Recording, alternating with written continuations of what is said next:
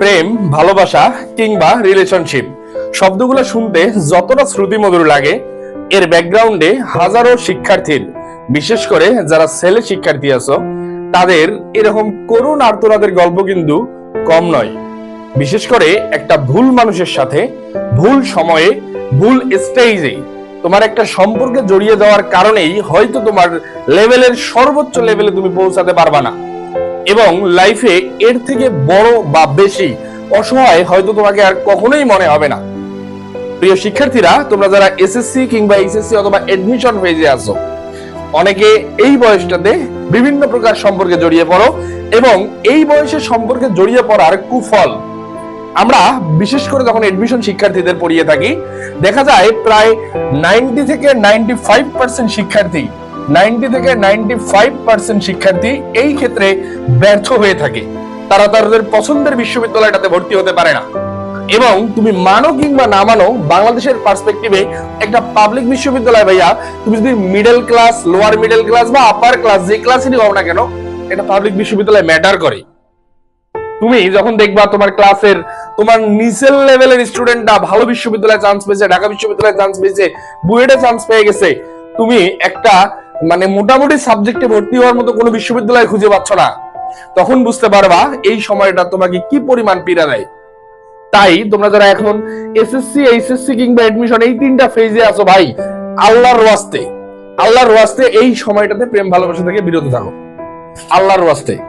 এখন ব্যাপারটা হচ্ছে, সর্বপ্রথম জিনিসটা হচ্ছে, যেহেতু একটা হারাম সম্পর্ক এবং খুবই টক্সিসিটি এই সমাজে বিদ্যমান, তুমি এটাকে বিবাহ পর্যায়ে পর্যন্ত নিয়ে যাইতে পারবা বলেই এর সম্ভাবনাটা 2 থেকে 3% থাকে।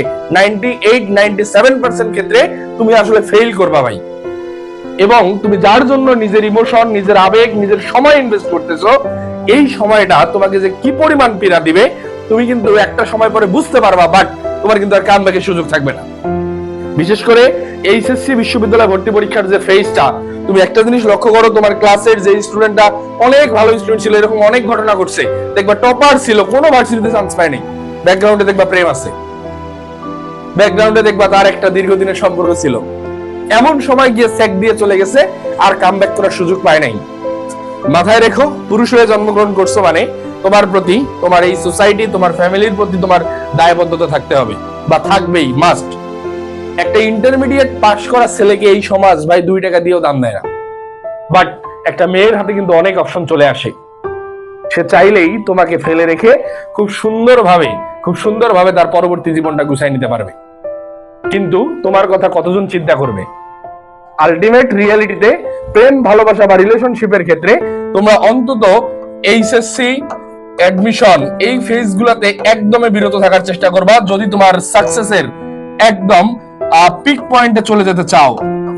মনে রাখবা, আমরা হয়তো 2-3% মানুষের ক্ষেত্রে সফলতা দেখি, বা 2-3% মানুষ হয়তো এই ক্ষেত্রে দেখবে একসাথে প্রেম করে একসাথে একই বিশ্ববিদ্যালয়ে চান্স পেয়েছে, বাট এই রেটটা একদম ভাই নিম্ন, একদম নিম্ন। তুমি ওই আনকমন সিচুয়েশনটা তোমার এখন, বা ওই যেটা বলতেছিলাম, এরকম অবাস্তব চিন্তা, যেহেতু সম্ভাবনাটা খুবই কম, এই কম সম্ভাবনাটাকে তোমার বেছে নেওয়া মোটেও বুদ্ধিমানী সিদ্ধান্ত হবে না।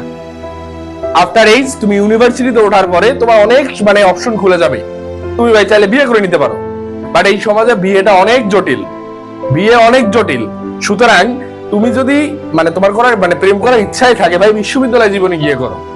নিজের কেরিয়ারের একদম সবকিছু ধ্বংস করে প্রেম করলা, তারপরে কিন্তু ভাইয়া এই অভাব যখন চলে আসবে, এই ভালোবাসা কিন্তু টিকবে না।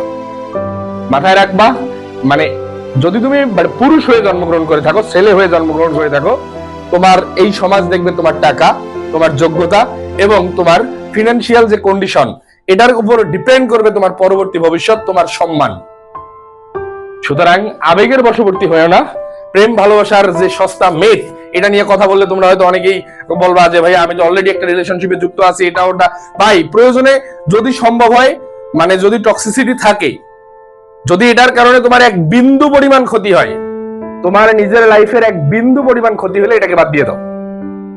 বাট যদি মনে করো যে না ভাই আমি এটা দিয়ে স্বাভাবিক আছি, এটা ভাই এই সিচুয়েশনটা খুবই আনকমন, এটা নরমালি দেখা যায় না, স্বাভাবিক থাকাটা খুবই আনকমন, বাট যদি থাকো তাহলে আলহামদুলিল্লাহ। যেহেতু হারাম সম্পর্ক, স্বাভাবিক থাকবা না, এটা খুবই নরমাল। সম্পর্কটা যেহেতু হারাম, স্বাভাবিক তুমি থাকবা না, এটা খুবই নরমাল। এই জন্য প্রেম ভালোবাসা বা রিলেশনশিপের এই যে মানে টেবুটা, এই জিনিসগুলা থেকে ভাই একটু বের হয়ে আসো। এই জিনিসগুলো থেকে বের হয়ে আসে বাস্তবতাটা চিন্তা করো।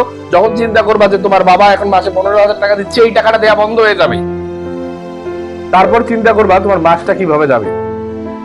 বিশ্ববিদ্যালয় ভর্তি পরীক্ষায় তুমি যখন একটা পাবলিক বিশ্ববিদ্যালয়ে, বিশেষ করে ভালো কোনো সাবজেক্টে বা ভালো কোনো বিশ্ববিদ্যালয়ে ভর্তি হতে পারবা না, তখন কিন্তু তুমি একটা প্রাইভেটে ভর্তি হলে তোমার বাবার অন্তত 15-20 লাখ টাকা গুনতে হবে। বাস্তবতাটা সবার জন্য সেম নয়।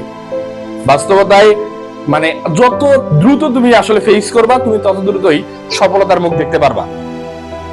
অবশ্যই এই জেনারেশন, বিশেষ করে বর্তমান জেনারেশন খুবই আপডেট। এই আপডেট জেনারেশনে এসে ফেইলিয়রের সংখ্যাও কিন্তু কম নয়। এইচএসসি পরীক্ষায় এবার কিন্তু আমরা ফেলের হার দেখেছি। সুতরাং তোমরা যারা এইচএসসি কিংবা অ্যাডমিশন ফেজে আসো, এবার যারা হয়তো অ্যাডমিশন বিভিন্ন জায়গায় দিছো, প্রেম করার কারণে ভালো মতো পড়তে পারো নাই বা চান্স পাও নাই, তারা কিন্তু বুঝতেছো। যারা এইচএসসি কিংবা এসএসসি তে আসো ভাই, এইদিকে মানে তোমাকে যদি মানে কেউ উদ্বুদ্ধ করে, প্লিজ যাও না। তুমি ছেলে হয়ে জন্মগ্রহণ করছো মানে তোমার জন্য এই বিষয়টা জটিল। মেয়েদের হাতে তুলনামূলক অপশন বেশি, বাট আমি মানে মেয়েদেরকে উদ্বুদ্ধ করতেছি না, বাট তাদের হাতে অপশন বেশি, তারা চাইলে যে কোনো দিকে মুভ করতে পারবে, বাট তুমি পারবা না। Decision is yours. সময় চলে গেলে কিন্তু সাধন হবে না।